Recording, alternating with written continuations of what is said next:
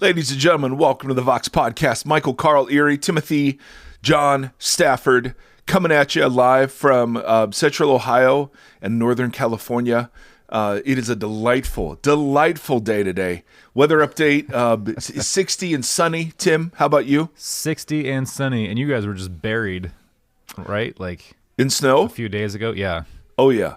We're 45 and sunny today. The joke, is that your high or is that your current? That's just current. High today is 59. Okay, I like that. It's chilly. We'll be warmer. That's fine. The thing about Ohio is the gift is that you get to experience all four seasons often in the same week. And so we just had a bunch of snow, which was ridiculous, ladies and gentlemen. Hey, we got a treat for you today. Before I get into thank yous and the other business, we got a treat. We got Shane Claiborne today. Shane Claiborne. Yes. Often I've called him Claiborne, which I'm not sure how that got in there. Claiborne. Claiborne today. And so we're excited about that. We'll tell you a bit more about that in a second. We have an outro attached to that. And, our reflections on Shane's reflections often are the most important reflections that are out there. That's a lot of reflecting. So stay tuned for that. It's kind of a big episode, guys. Boom. Oh yeah. So first of all, I just want to say thank you to some folks. Yeah. The fact that we get to do this every episode is staggering to me. The fact that we get to thank people. That's very encouraging. Who are I don't even know what to say. I mean, thank you just doesn't seem like big enough. But I want to say thank you to Brittany and Patrick and Ashley and Robert and Sean. That's crazy. Right. For joining us, for coming on Patreon. Thank you so much for your investment in this and investment in us. Like I said, it's a joy to do. But when people are validating it and valuing it, it means a lot. So thank you. I'm really deeply thank you. And you listener are more than welcome to join us too. Patreon.com, Vox Podcast with Mike Erie, or go to voxpodcast.com. And then if you would, if you're at your computer and have a second to like, rate, subscribe, all of that, helps us with our algorithmic overlords. Algorithmic overlords. To keep them happy and us discoverable. All of that's super helpful. Now, Tim. Yes. Something I don't know what's happening to me, but there is something deeply spiritual about a dumpster that is now parked in my driveway. So we're purging, we're moving from Columbus, Ohio to Nashville, Tennessee. Everything that doesn't give you joy.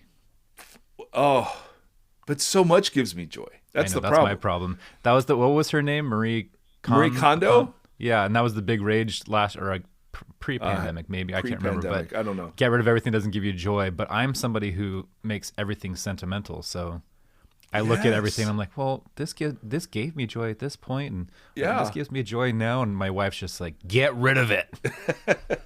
I have hundreds and hundreds of books that give me joy. Yeah. But I am so there is this altar that now sits in my driveway called a dumpster. And upon that altar I am casting it's this weird, deeply spiritual exercise of just kind of turning a big page on my life. I'm done with what's behind, right? You know what I mean? Totally. I don't know. It's been really weird and spiritual, and obviously we form mystical connections with our stuff. That's super weird, but I don't know. There's been something really crazy about me in a dumpster lately. So I just want to share that. I had such a great publicly. image when you called it an altar of you, like your neighbors coming out of their house and you've lit the dumpster on fire and you're dancing around it, and they're just like, and I shall dub it Gehenna. Yeah. That's the nickname of the dumps. That's it. I am embodying the biblical story right there. It together. The Gehenna is outside the house in the dumpster. Yes. And I'm getting rid of everything that doesn't fit into new creation. Wow. Yes. Wow. Okay, that'll preach. All right. I just needed to share that. But this is why I shared that. So I've been going through, like I said, I have hundreds of books, and it's funny how differently I'm conceiving of what I need for the future in terms of books as opposed to what I thought I would need in the past. And here's what I mean. Is I'm touching each volume, smelling it, caressing. I'm getting rid of, I would say at least 100 or 200 books. I'm gutting my library I used to be really big into apologetics and philosophy. I got a master's in philosophy of religion. I still love it and enjoy it and think it's super helpful. The Christian expression of that was something called apologetics, which is kind of here's why we think Jesus rose from the dead, and here's how you answer the problem of evil, and here's why we think the Bible's reliable. And I find that stuff still, it's a part of my faith, and I feel good about the fact that you don't have to be an idiot to follow Jesus. But I see no future of those books in my library. Yeah, I get that. Let me give two more illustrations, and then I just want to talk about it. So I probably have dozens of books on leadership in the church. So either just leadership practices or like elder boards, and here's how you pastor, and here's the politics of leadership. I mean, dozens and dozens. And I literally am not keeping a single book on leadership, on the church. I have beyond dozens of books on the nature and purpose of the church. And none of those are, maybe a couple that are making it through the great fire and light of the purge into Gehenna. I'm not throwing them away, by the way. But I found that so fascinating that instinctively, intuitively, without even thinking about it, I don't feel like what the world needs are better rational answers, more sub-biblical leadership, or more theory about the church. Like there was just no room in my heart for those topics, because what has that done? And I'm not denigrating those things. I mean, I obviously have massive convictions about the church, and I think leadership is very important, and of course, loving God with our minds, absolutely. I'm a huge studier, so I'm not denigrating those things. Yeah, I found it I was observing myself. And I'm just leadership book after leadership, self-leadership. How do you lead teams, healthy church culture, healthy this, healthy that, da-da-da-da-da. And I'm looking at the people who wrote them, and some of them did not embody those things even remotely. Right. I was a part of the leadership cult of megachurchville in the late 90s, early zeros, of just like, yes, the church's job is to raise leaders.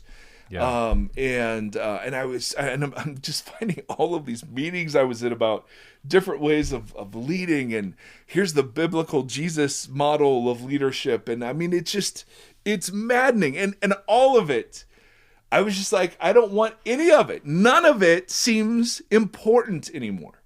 Yeah. And I found that so interesting.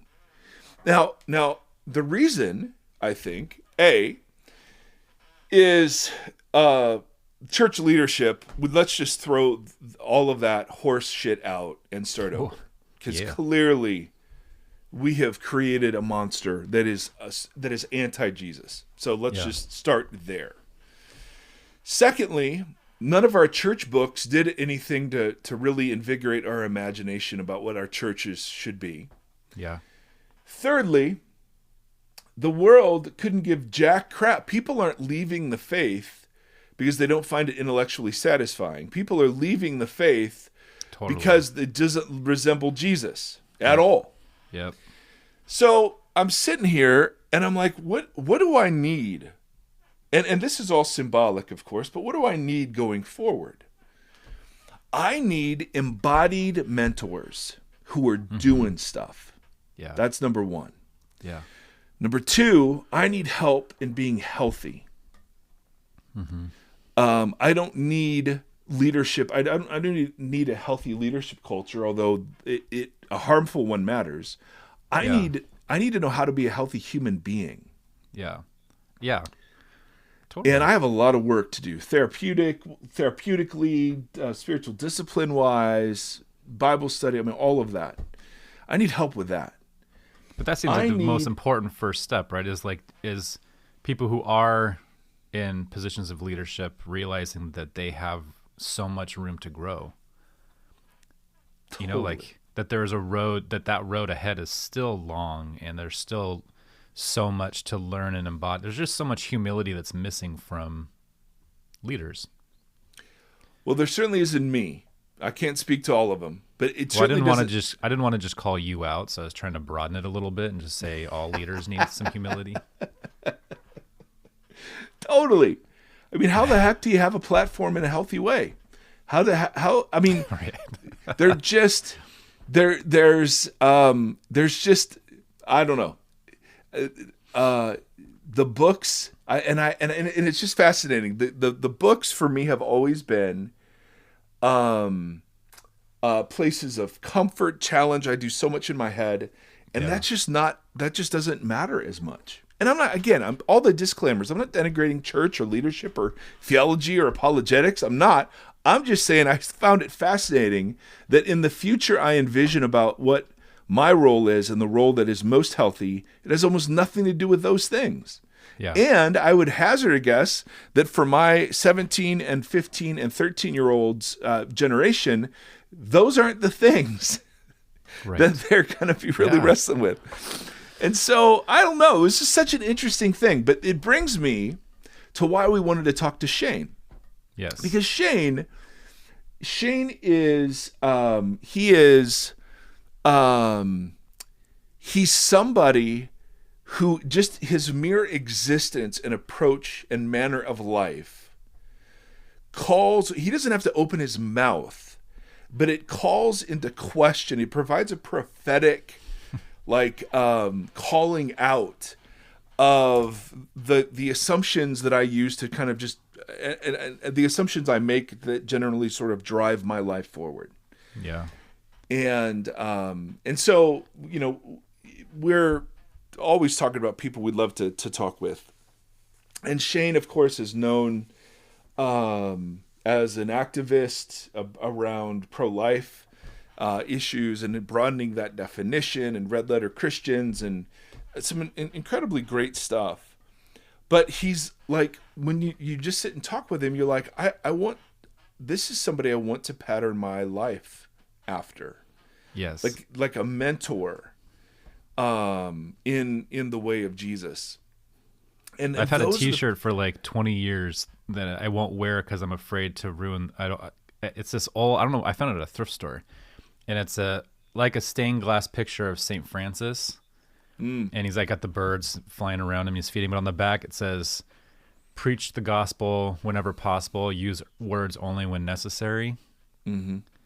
And it makes me think of what you're saying, kind of, and Shane himself too. Like, it's this embodied life that is almost less. And I think I asked this question when we were talking about the Gehenna stuff last week or 2 weeks ago about like, do we feed the poor because we think it's the religious thing to do and it's a model or whatever, or we do it because they're hungry? Right. And I see so much of that in him. That's like, it's not like he doesn't do these things for a statement. He lives his life in a way that like is trying to meet needs that people have because they're needs. And so he's not promoting anything. Like, often people have books out or whatever, they're willing to come on podcasts and stuff, and that's great. I mean, we've learned tons and gobs from people who are doing that. But he's just somebody that like, I just want to it's good for whatever the future of the church is going to look like. It's going to look headed that way. Hopefully. You know what I mean? And I don't, and so I'd rather sit around embodied alternatives who are certainly not perfect. And there's no pedestal here. I mean, no, but I don't know. There's just something really inspiring about somebody who looks at gun violence and then says, well, let's do something about that beyond just fire off tweets. Yeah. We had him on what? I don't know how long ago it was. Yeah, it was sometime early last year or something, talking about a more in depth, if you're interested, conversation on the stuff. He brings up a little bit about turning guns into garden tools, which I just think is so genius. Yeah, and you're like, I'm trying to look around for ways forward. Yeah, that seem to capture the beauty and heart of Jesus towards people. And so, can I read that Instagram post that I sent to you? Absolutely, because that's what because this is what has convicted me lately, and I think it has to do with some of the stuff that Shane talks about. But so there's an Instagram account that I follow called Black Coffee with White Friends, and she wrote this after the young boy Adam Toledo was shot in Chicago, and she wrote this. So she talks about the shooting itself a little bit, but she wrote this, and this is what has made me feel convicted. It's made me think a lot lately, because I'm trying to always figure out what I can do.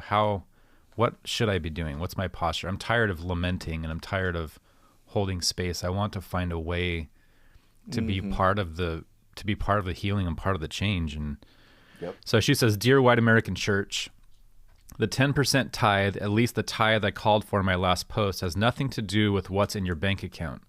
I'm pleading for 10% more acknowledgement from the capital C Church, not the individuals sitting in the pews, but the ones calling the shots who sit on boards, head seminaries, lead missions, preach sermons, publish books, train and teach, and carry chief of in their title. Can you be servant leaders and tithe 10% of your power and influence to the cause of the Imago Dei that is dying at 13 years old in the streets? Can you give up 10% of your comfort to the least of these? We don't need 10% more of your platitudes of prison programs, your charitable giving to the homeless and hungry. We need 10% more skin in the game. We need 10% of you pushing your hands into the bleeding flesh of dying brown and black people who are the reflection of the Holy of Holies too." And I've been so convicted with that. We need 10% more of your skin in the game. And I want to know what that means. And I want to find how I can do that. I don't even know how to phrase what I'm saying. Don't know. No. So to that impulse, to that, for me, purging, here's just somebody who we think is ahead of us. We have a lot to learn from. And so that's the reason. There's nothing huge, nothing we're promoting. Please check out everything he does. Yeah. For sure. But I don't know. It was just such an interesting, my excitement to talk with him stood over against all of this stuff I used to be super stoked about, in terms of church leadership, church theory, defending the faith or whatever. I don't know. So, and maybe there's something there about where the future of the thing needs to go. So anyway, we hope you enjoyed the interview. Here he is, and and he is hilarious in this one. So I hope you enjoy it.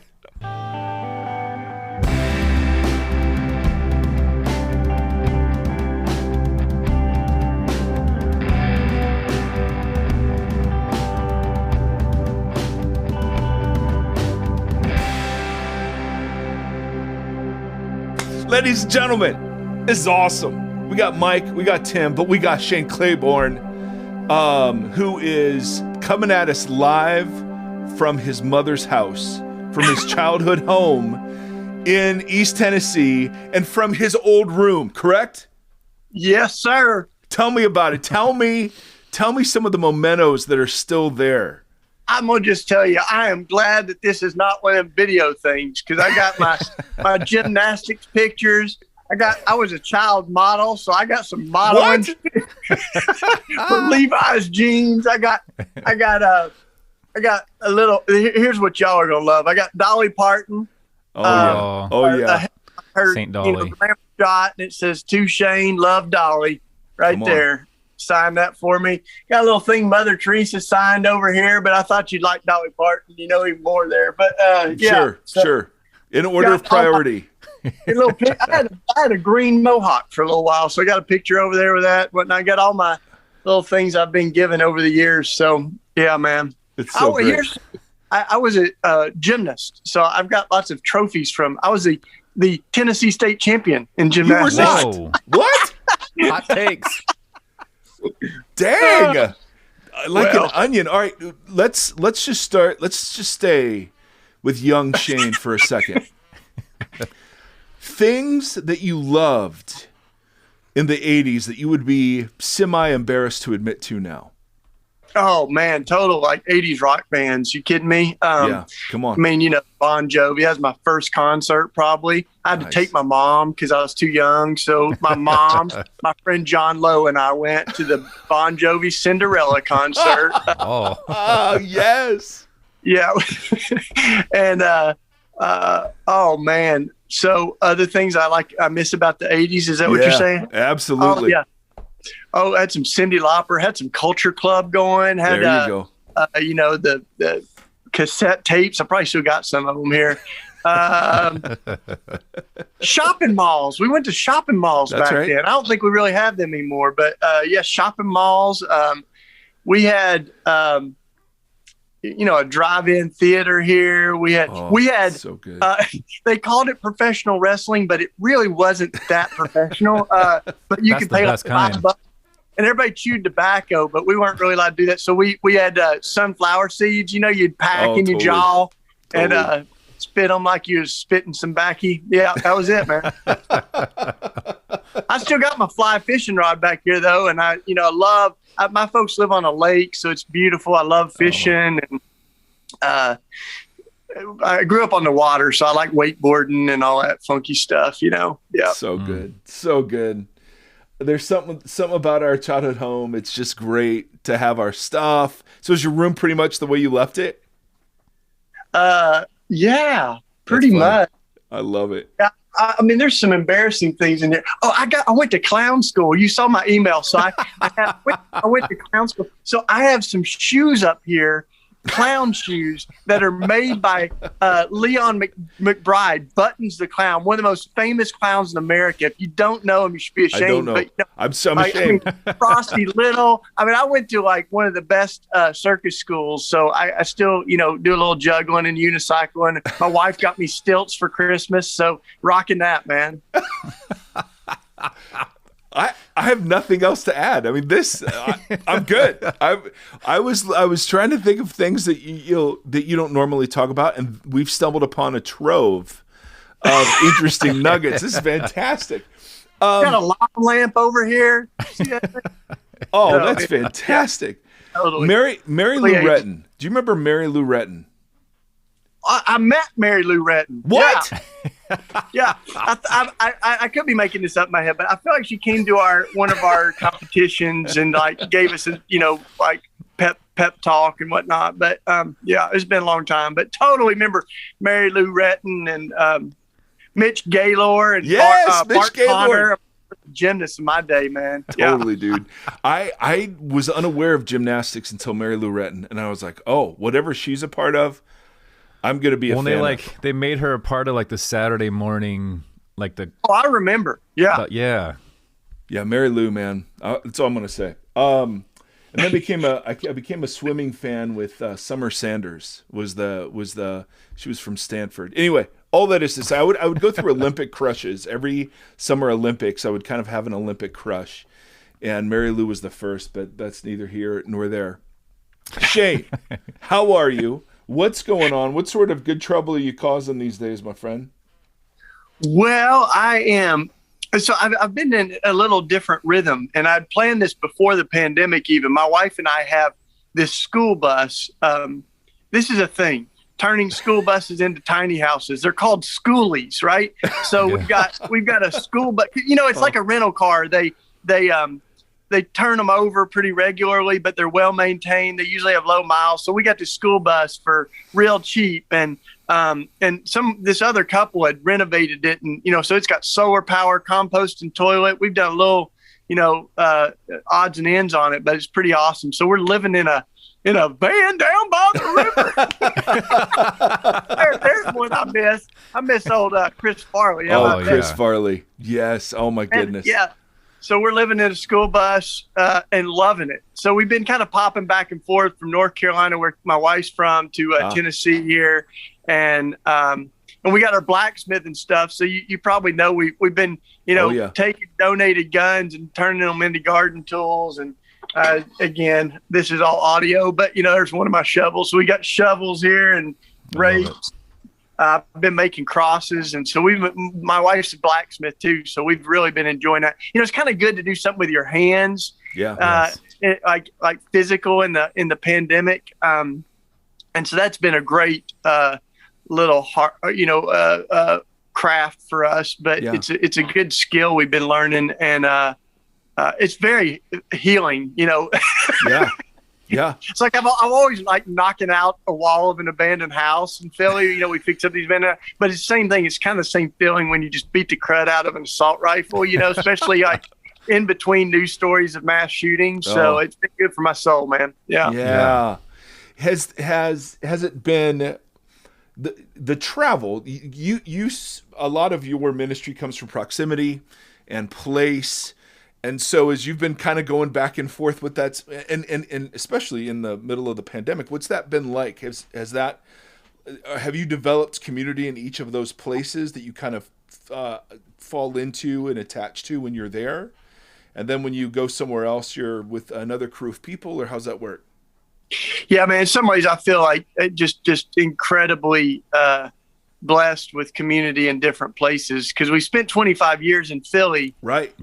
Building a village, building a little community on the north side at the Simple Way, and I was just up there. I mean, it's just thriving, and I mean, as all my neighbors have stepped up to the plate. I mean, we're a COVID testing site every week. Hundreds of people getting tested for the virus. We're delivering bags to seniors of food, doing more food distribution than we've ever done. So it's all being organized and led by neighbors. So it's amazing. I try to go up every month or two and just reconnect with everybody. Check on the gardens But like I said, we've really loved our family, and we haven't had a lot of quality time. We have holidays and stuff, so it's been awesome to spend a year down here and with a heavy foot down here. And we may keep doing the school bus life. Katie said she there's that book, the Best Life Now, and we're living the bus life now. And we're liking it pretty good.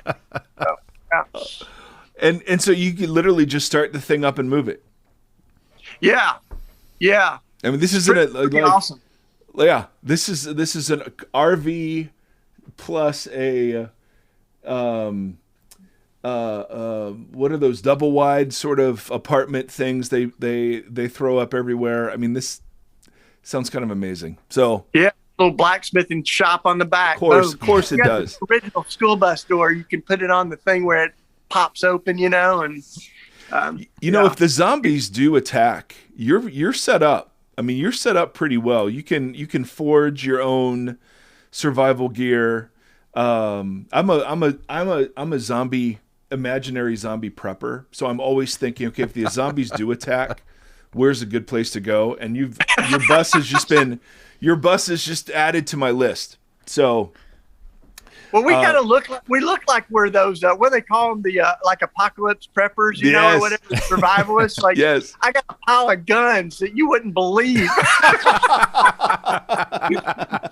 they're all decommissioned and most of them are chopped in half or something. But man, if you just took a quick glance, you'd be like, "Yo, you got a problem, brother." Yeah. This movie writes itself. So we've got gymnast. I assume you were raised in kind of a Christian evangelical Southern bubble. Is that true? What was your kind of faith inheritance? I mean, and I'm not saying that in all a bad way. I mean, I fell in love with Jesus down here. You know, I really had a lot of people that cared about me in the church and Young Life and all that stuff, you know. And so it was, I probably still got my Lord's Gym shirt here. You got one of those? Totally. With zebra pants. That's a classic. You had to wear zebra pants with those. Had those charts that you get rid of your Metallica and they'd give you the Christian counterfeit and man. Yeah, man. I got my test. This is not. I kid you not. I got all this stuff in these drawers right here. But I had like the Testaments. The mints are Bible verse, wrapped around and whatnot. I really did. I was into all that, man. I was and that's a part of what shaped me. I grew up Methodist down here, and then I'll just, this is a safe place. I'm just going to tell you, I got a little bored in the old Methodist world, and I like the charismatics because I thought, man, here's some people that believe in miracles and walking on water and stuff. So I got rebaptized in the charismatic church. Got my coffee mug over here from that little. My mom kind of thought it was a cult, but I really loved it. I love the charismatic side of it. They met in a warehouse, like no real glamour or anything, just love Jesus. And so that really shaped me too, man. Yeah, I've kind of embraced all the different streams of denominations and whatnot, and spit out the bones when I need to. So yeah. But I'm assuming I had a similar childhood, except for the Pentecostal part. But I'm assuming activism wasn't a normal part of the diet. Evangelism was, church going was, those sorts of things. Yeah. So where was it? That's not exactly true. I mean, we did the evangelism. We did it at the shopping mall, right? I remember we had these like skit things we do. And I was a preacher in one, and I preached a whole sermon using the word devil. And I'd take away the D, and it would say evil. And I'd take the E off the devil, and I'd move it, and it'd say vile. And I'd say, that's what we are. And then take the V off, and you'd have ill, and then I had L, and I'd just say it rhymes with hell, which is where we're going with that. It was tough, man. So that was it. It was like my first sermon. And then, but here's the thing, we did that stuff, but I was very passionate about my faith, and what that translated into was the see you at the pole stuff. Do you remember that? We're going to take prayer back in school. Yep. We'd get up at hours that you were just never meant to get up, 5 a.m, and meet at the flagpole. And, but for me, it was the fire. It was inside me. I was convinced that, this was the battle of our generation and things like that. So I've always been really passionate. Yeah. And then I think I've just maybe had that passion for activism sort of fine-tuned and shaped over the last couple of decades. I guess it's still happening, but yeah. Absolutely. No, absolutely.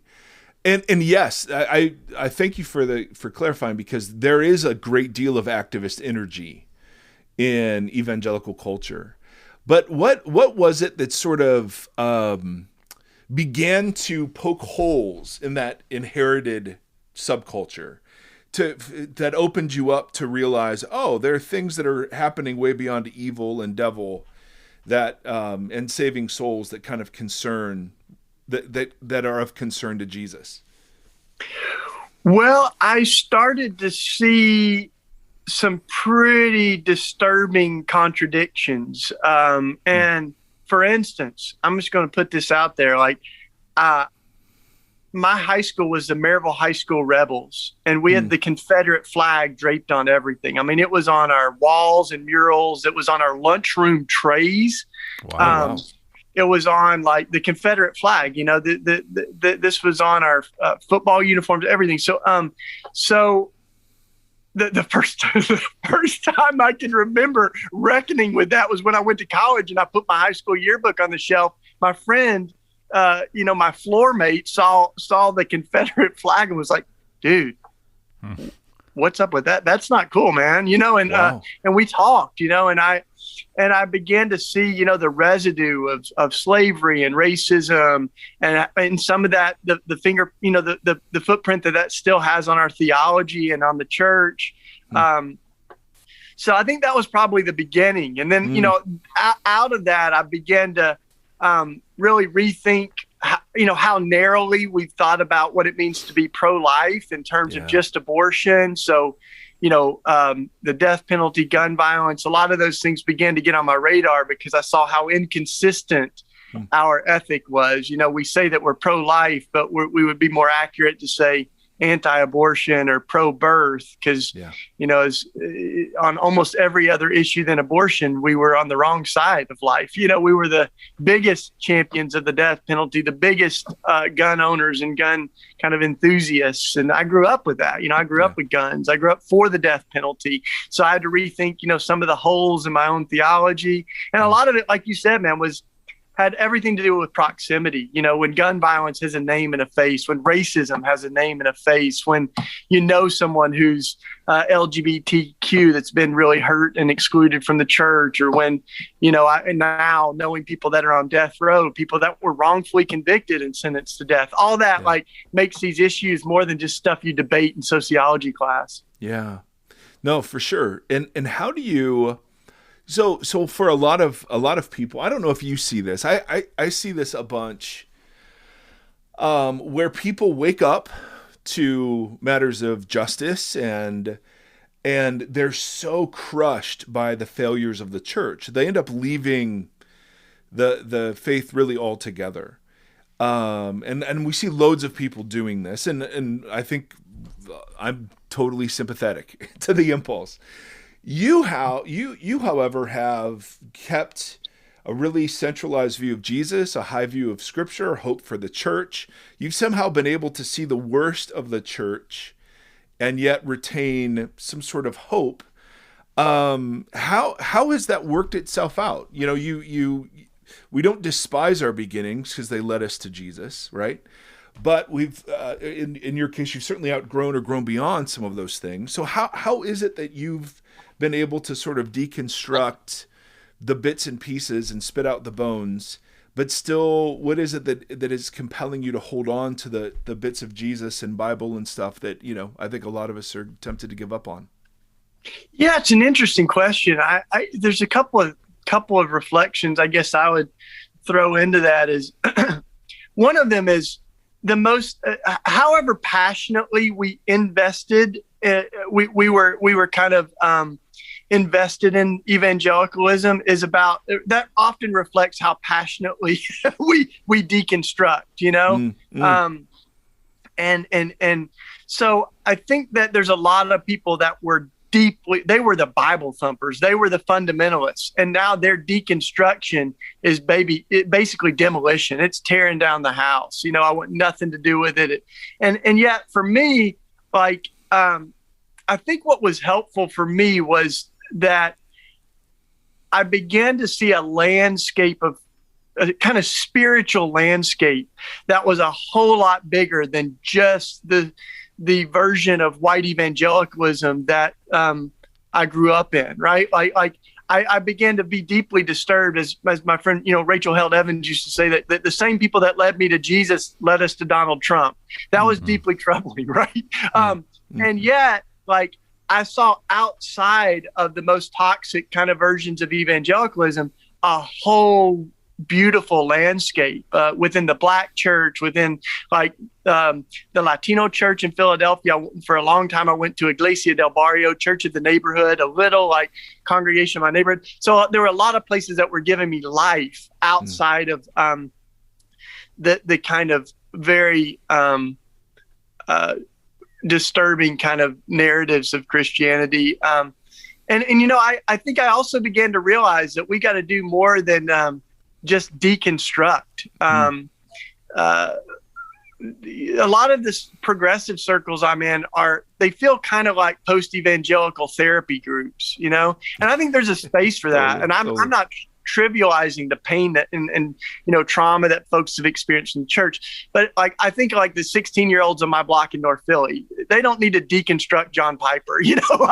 They need a spiritual lifeline. They need like something, a vital community. And so I think that's where we really ended up, is going, we've got to not just be tearing something down, but building something new up. Or joining something that's healthier than kind of the stuff that's so hurtful and the theology that's so narrow. As a white man in these justice spaces, how do you see your role, our role? I'm looking at the podcast landscape, and there's just a ton of us out there, spouting and questioning and interviewing and asking.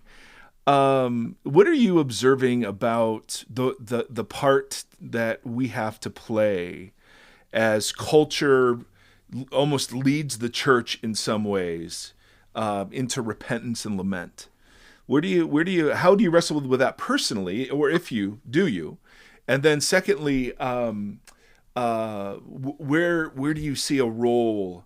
Because I think for some of us, it's very easy to just either dismiss the whole thing, or to say, well, then I don't have a part to play. Then my part is really just elevating everybody else, which is true. So anyway, how have you given that much thought, or how have you put that together?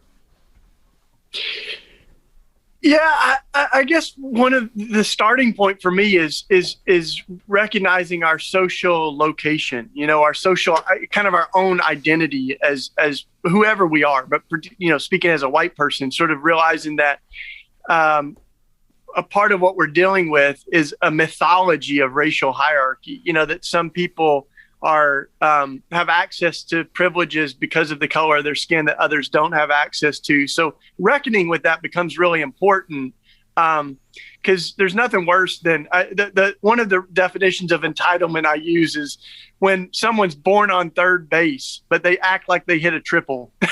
Yep. So I think that's what can be so hurtful is not realizing where we were born. And I did a great class that I co-taught with I co-taught a class with Christina Cleveland, Dr. Christina Cleveland at Fuller. And we did, kind of this tag team. She's an African-American, incredible scholar and teacher and writer. And so we co-taught this class and about our identity. And I think one of the things that we've got to realize is that there's a tendency for white folks to either sabotage and try to distance themselves from that privilege, or just to act like it doesn't exist. And I think both of those are really dangerous options. So rather, like, let's see, what we've got. What does sabotage look like, if I can interrupt you? Because that's an interesting way to put that. Yeah. My friend, I had a friend that taught me a prayer a while ago. He said, Lord, this is a good prayer. Lord, forgive me for thinking too highly of myself. Lord, forgive me for thinking too lowly of myself. Lord, forgive me for thinking of myself so much.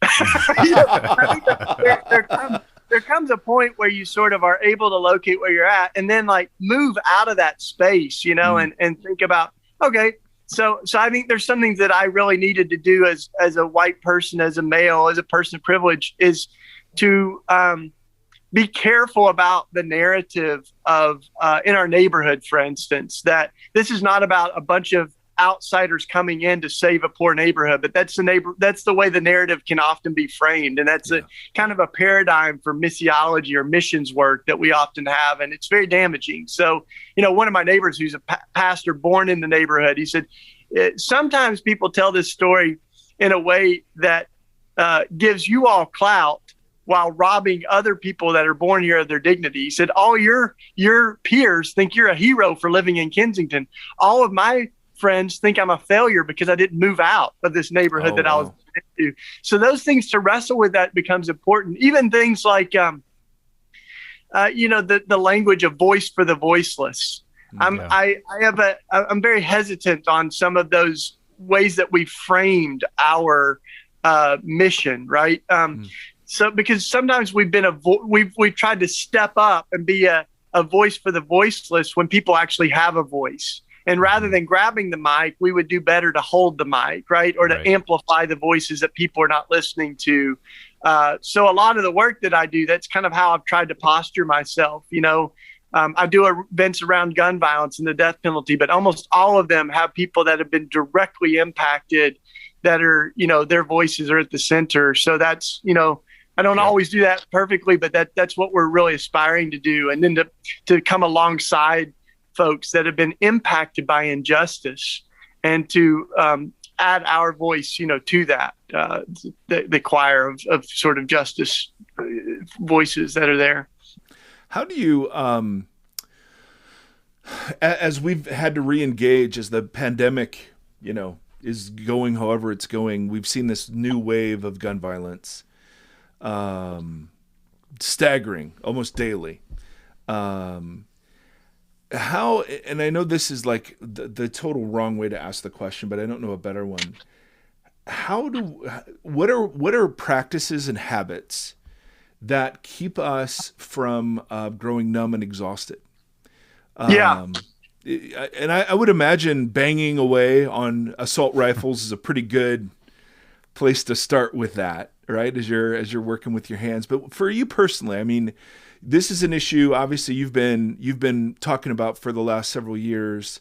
Here it is blowing up again. I think for me, I can just speak for me. I feel so disheartened about anything real that will happen. How is it that you are able to keep that fire hot, I guess?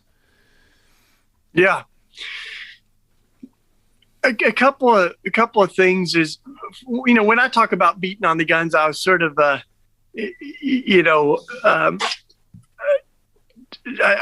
didn't really emphasize the depth of what I feel like we're really doing, because we call it sacramental, which is a word I don't use lightly in the church, but it means a holy mystery, right? There's something very holy about it. And we began transforming guns into garden tools and other things, inspired by the prophets, Mike and Isaiah, they'll beat their swords into plows.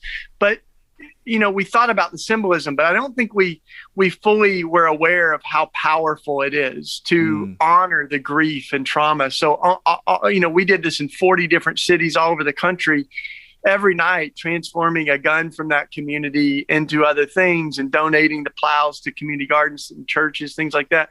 But, almost every night we heard the stories too, because we invite people that have been, the way that we say it is, if you've been impacted by gun violence, you're welcome to take the hammer. And sometimes there's a line, dozens of people that have lost loved ones to suicide, or folks that have survived mass shootings. We had one person that they had actually taken someone's life. So when they beat on it, they counted 18 times. And they said, that's for the 18-year-old that I killed. So, I mean, this is really deep. And I think what we had to realize too, is that we need more than just the old tactics. We aren't just going to argue people into thinking differently. We've really got to move people in the hearts, and sometimes their heads will follow, we kind of lead with our heart. And so I think making this personal, and we did one with Tommy Rice's family. We've done this with like all kinds of different iterations of violence. And so when it becomes personal, I think that moves us in a new way. And also it's holy work, that sometimes people say, well, gun violence, this is not a gun problem, it's a heart problem, and we insist it can be both, like God heals hearts and people change laws. And we just like the civil rights movement, I mean, it was a hard issue and a policy issue. And so I think we need God to heal people's hearts, but we also need to rethink some of the ways that we can do a better job at protecting life. And you're right. I mean, in the pandemic, some people would think like we're on lockdown, and, we see these mass shootings now that people are starting to come out again. But the truth is just the opposite. Like all over our country, gun deaths skyrocketed even during the pandemic. There are over 41,000. This is over 100 a day. And mass shootings are just a small portion. It's tragic, but, small percentage of those shootings. So as we see these, Philadelphia hit 500 homicides last year, which is the most that we've had in like 40 years. Wow. So that's the other kind of thing happening in our country, that if it doesn't have a name and a face, it can stay really below the radar. But that's where I think as followers of Jesus, we say, this is a pro-life issue. I mean, you can't say you're pro-life and ignore, 100 lives being lost every single day to guns. In my lifetime, I don't know how old you are, man. I ain't gonna throw you under the bus, but I'm 45.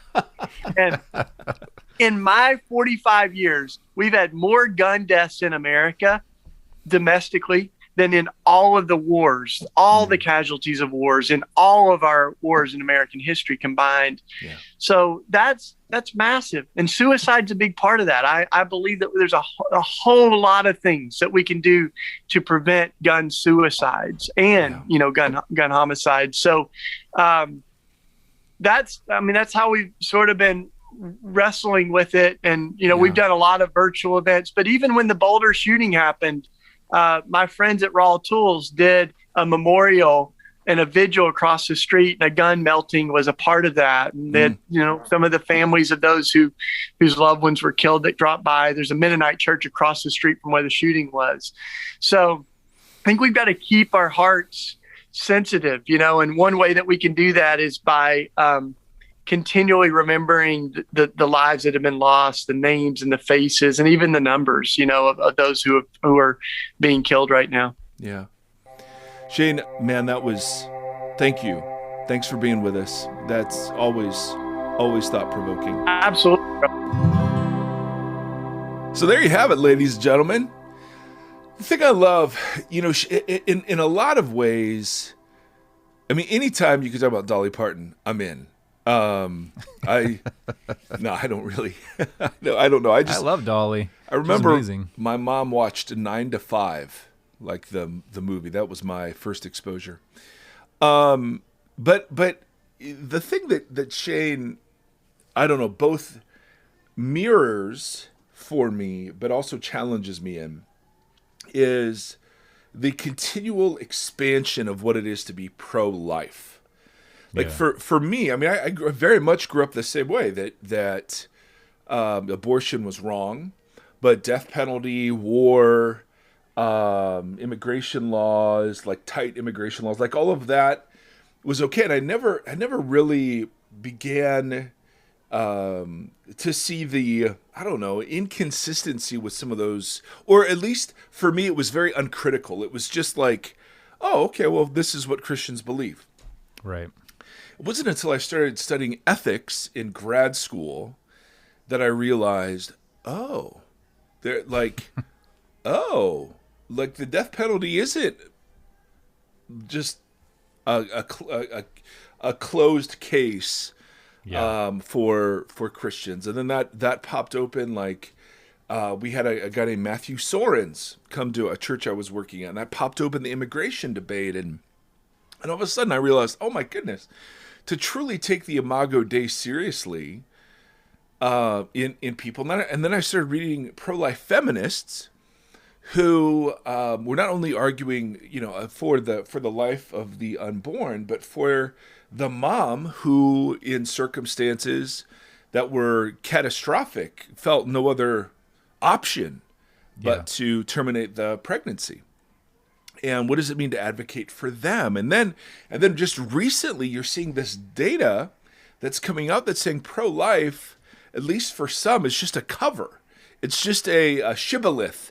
It's just a way of checking a box, but it doesn't require anything of us beyond just being anti-abortion.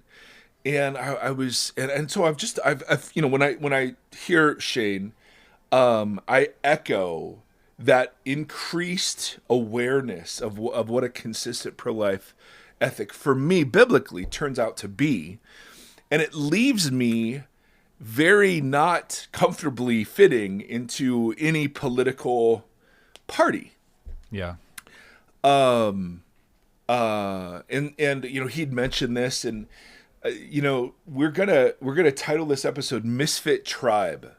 Because our sweet Tim Stafford wrote a song that is just killer, and I'm not a country music guy. Is this would this be country? Would this be considered country? I don't know.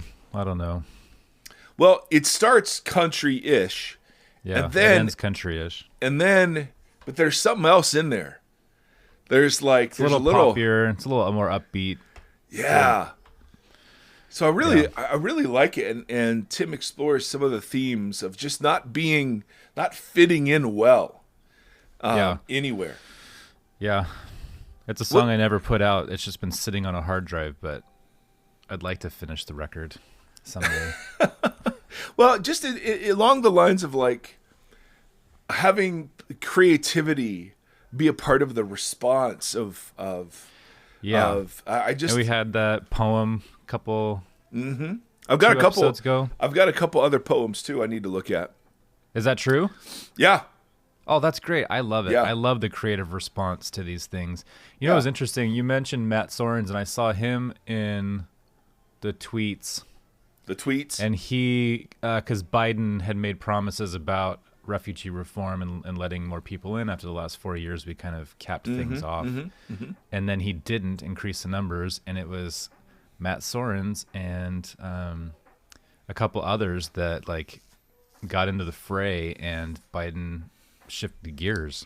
So I think it's interesting, like watch, because Shane did talk a little bit about it being a heart issue and a gun issue for the gun thing. Yeah. That it's not it is about God changing hearts, but it's also about changing laws. And you see guys like Matt Soerens who are like doing exactly that, like both full frontal attacks on like, we're going to affect, legislature, and we're going to affect people's hearts. Because that was always the weird thing. Tony Campolo, the guy that is Shane's buddy and that he's been doing the Red Letter Christian stuff with, I remember years and years and years ago him talking about both working with the poor and working with the LGBTQ community, and how like once you really invest in humans, it makes it hard for you to just draw lines. Like once you get it mixed up in the humanity of things, like whether or not you think one thing is right or wrong, it's hard to strip the humanity out of it. And that's right.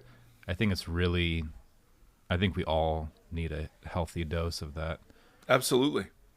I mean, and one of the great cries of the Black community is to say the names of the victims that have experienced violence at the hands of police. And what that has done is more powerful than any abstract talk of racism could accomplish, right? Which is, we now have stories and faces and situations that are attached to this. I can't imagine how heavy that line of that Shane was talking about with the people who have experienced the gun violence lining up to, and just how heavy that whole thing must be is. Yeah. But how, I don't know. I think it's such a punk rock move, getting in there and beating those guns down and giving these people some catharsis and doing it together and crying together and beating guns and making tools together. Yeah. Yeah. It really is a prophetic act, totally consistent with what God invited the prophets of Israel to do, to just sit outside the city and do really weird stuff. and be like, guys, come on. And so it's the Misfit tribe. It really is. And I've been thinking about deconstructing. I know this feels like an abrupt left turn, but we talk a lot about deconstructing faith and all of those sorts of things. And I don't know, I've never really been super excited about that term as in terms of a descriptor of what's going on in a lot of us. Because this isn't like this growth about what does it mean to be pro-life? Does it entail pacifism? When is violence ever acceptable? What does it mean to welcome the stranger and the enemy and the neighbor? Gun violence and reform and Second Amendment rights. And I mean, this doesn't feel like deconstructing to me. It feels like discipleship. And so I saw someone on the tweet saying, hey, what's a good word for constantly re-examining your inherited beliefs about the way the world and government and things operate? and I didn't say anything, but the word I wanted to use was discipleship, right? I mean, it's the constant reevaluation of life in light of the coming of the kingdom. Yeah. So I don't feel like I've deconstructed at all. I feel like I've been more faithful or become more faithful in terms of like trying to see the world the way Jesus might see it. Yeah. And if that's indeed what's happening with a lot of us, then that is certainly nothing to be afraid of or to denigrate. Yeah. Because I think that, it used to be that the religious elite could protect the masses from the ugly side of religion. Because they had knowledge. It wasn't, and they had access to the information and the scholarship and the whatever. Now everyone knows everything about this thing. And you can do research on this verse or this topic and why it's awful, and find opinions that are outside of you to support anything you want to believe or not. And so it's almost lazy to just call that deconstruction. At least, although I've for sure used that term all over the place. For me, it's more like, okay, it's this constant yet invigorating refrain of repent, because the kingdom of the heavens in the person of Jesus of Nazareth is here. Yeah. And part of that is excavating all of these common sense assumptions. It's whether it's republicanism or consumerism or capitalism or individualism. And obviously there are people who are doing this just to do it. And maybe I'm one of them. Maybe it's fashionable to sort of deconstruct, but I don't know. I don't even think, I don't want to call it that anymore, because it doesn't feel like that. It doesn't feel anything. It feels like drawing closer to Jesus and the upside down nature of the kingdom. You know what I mean? Yeah, totally. So Shane reinforces that for me, that conception that this isn't wandering in the wilderness. This is zeroing in on the Sermon on the Mount. It's way more intentional. Yes. Yes. Intentional. Absolutely. I mean, how long can you spend on the idea of loving your enemy? I mean, that's a whole life. That's a whole life work right there. Yeah. So, I don't know. Anyway, I love it. And regardless of whether or not, we would all agree on the specifics and the policies, there's at least something, I think, that says, hey, let's begin as Jesus people with the idea that everyone is made in the image of God. Yeah. And is worthy of honor, respect, and love, because whoever it is we're dealing with falls into one of three categories. Either they're our neighbor, they're the other, or they're our enemy. And the great thing about Jesus is the command to treat those people in each instance is the same one. Oh boy. I know. So how much of life does that, absorb for us? It's the whole freaking thing. So anyway, check out some of Shane's work. And we're going to bop back into the big story of the Bible next episode. Talking about sin, judgment, and wrath. Boom. Just the light stuff. Yeah. Closing thoughts, Timothy John on Misfit Tribe. Nope. I really appreciate. One of the things I like about Shane is I think that at least when you're younger, I guess more so when you're older, actually, when you're confronted with a full lifestyle change to embrace what it is that Jesus is calling you to do or be or whatever this life is supposed to look like, it seems daunting, and it seems like there's no way I could give up everything and do, or that's how we think about it, I guess. Right, I got to give up. But then you look at someone like Shane, who's seems like his whole entire life, like, we talked about environmental stuff a couple episodes ago, and how it seems like the church should lead that. And he's just like, live on this bus that toilets compost my garden and da-da-da-da. And it's like every aspect of what he's doing is tied into this this full embodied living, and he makes it seem like it's natural. Yeah. And kind of like it's not that daunting, it's not that crazy. Totally. So I don't know. I couldn't imagine pulling my kids onto a bus and living in the woods, and I don't know, but yeah, it's a thing. Anyway, I have no thoughts. He's wonderful. Here's a song to listen to. So, dear friends, may the Lord bless you and keep you.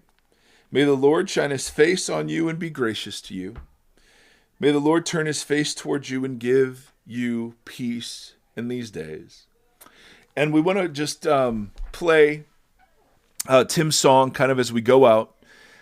Take a moment, listen to it, and you'll see kind of how it applies to everything we've been talking about. Yeah, yo.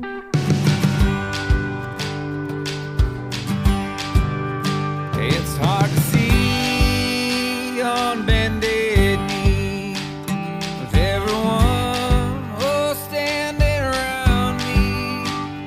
Those who fly, engage and breathe, and feel the weight of the unseen. I'll take a drive to clear my head.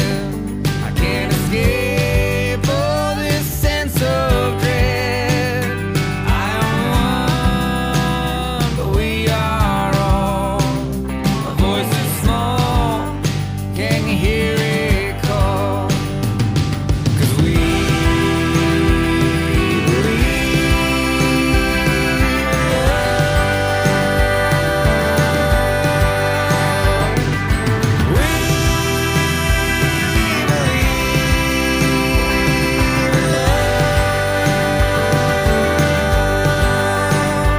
different day, same talking head. Hold your tongue, oh, and break the bread. Play the part, know your role. Say the lines and forget the soul. We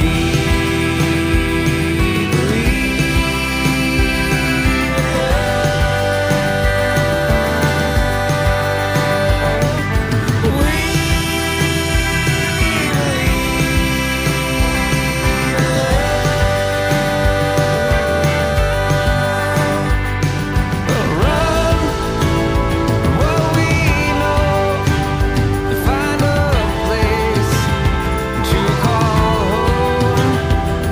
We'll run what we know and find a place to call home.